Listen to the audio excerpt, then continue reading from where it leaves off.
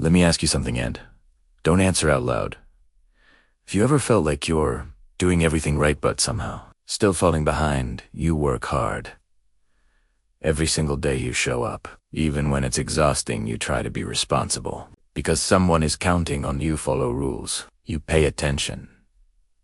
You never take shortcuts, you give your best. Every single moment, and yet money still feels heavy, stressful always. One step ahead of you, lacka. A shadow that never leaves. No one tells you why now. Here's the part. No one says that feeling it. Not failure, it's not laziness, it's not lack of what happens when you're inside a system you were never taught how to see, a system that moves silently around you and you don't even know the rules. Tonight, want to show you a very simple truth, a quiet moment where money stops being survival and starts becoming power, where you finally understand that you're not broken, you just missing the perspective. Money and self-worth. Emotional expansion. Most of us grew up believing money is tied to our value. If you earn more, you matter more. If you struggle, something must be wrong with you, Zoe. We push harder, work longer, hours, sacrifice weekends, moments with people we love. We chase deadlines, we chase recognition, we chase the approval we never get to end. When it's still not enough, we blame ourselves. We think, maybe I didn't try hard enough, maybe I'm not smart enough, maybe I'm failing, but that's not the truth. Money doesn't measure effort. Never did. Money measures position. It decides who gets access, who gets choice, who can breathe easy and who has to worry. It decides who can take risks and who must survive on the edge, and no one ever explained that to you. We learn to chase the wrong thing. Chase the idea that effort equals reward, when really position is what matters. Two lives, same efforts, expanded. Two people, same city, same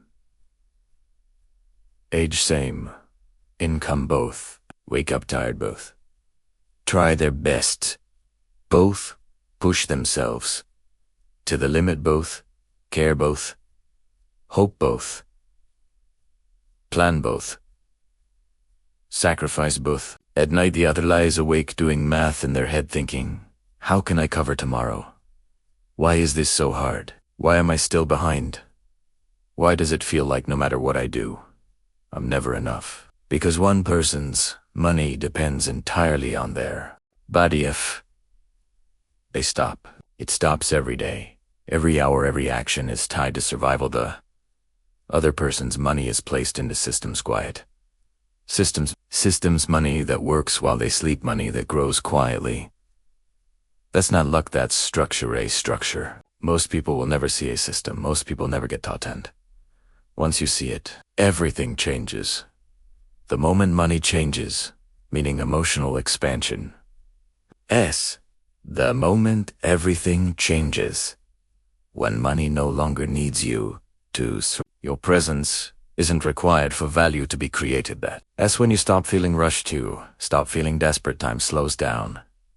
You begin to notice things you were missing, small freedoms, quiet moments, opportunities, moments with loved ones, time to think, to breathe, to plan. That's when money stops being in command, starts becoming leverage, to create, to choose, to live, and come becomes a form of power.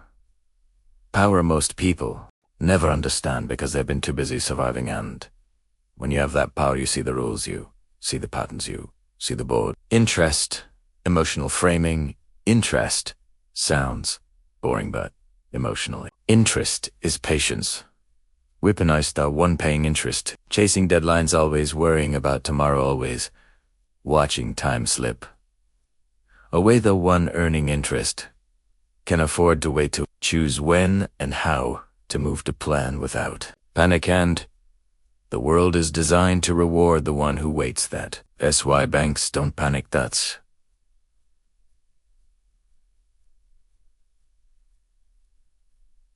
why lenders stay quiet. They don't need to raise their voice.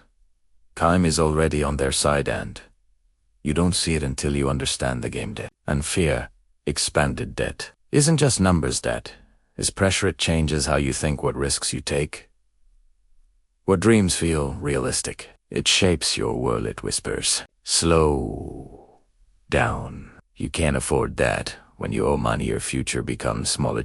Restricted, it limits your imagination, but when others owe you money, your influence grows. Without you ever speaking, you gain options. Freedom, leverage, that's the hardest truth. Debt doesn't just move money, it moves power, and that power works quietly, behind the scenes, changing the lives of those who understand it. Why good people feel stuck. Expanded there. Why? This hurts to hear. The system doesn't punish good people, ignores effort, rewards positioning.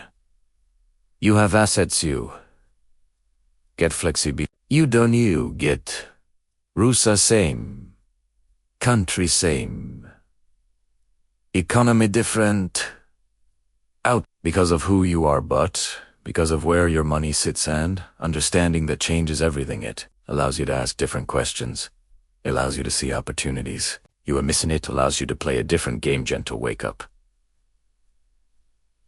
Expanded, this isn't a grind harder. Speech, you don't need to burn out, you don't need to become someone else, you just need to start asking better questions. Is my money resting or working? Who controls time in this transaction? I running or am I? Positioned awareness is the first shift. Understanding the rules, seeing the board, and realizing you can play differently, you can choose differently, you can live differently, and that realization is more powerful than any dollar ending soft. Empowering money doesn't define you, but understanding money can free you, and you finally see how money quietly turns into power. You stop feeling broke, stop feeling late, you stop chasing and start moving with intention. You realize something important. We're never bad at money, you were just never shown the board, and once you see the board, you play differently, you create differently, live differently. In itself is freedom. Freedom that comes from understanding, freedom that comes from position, freedom that comes from seeing the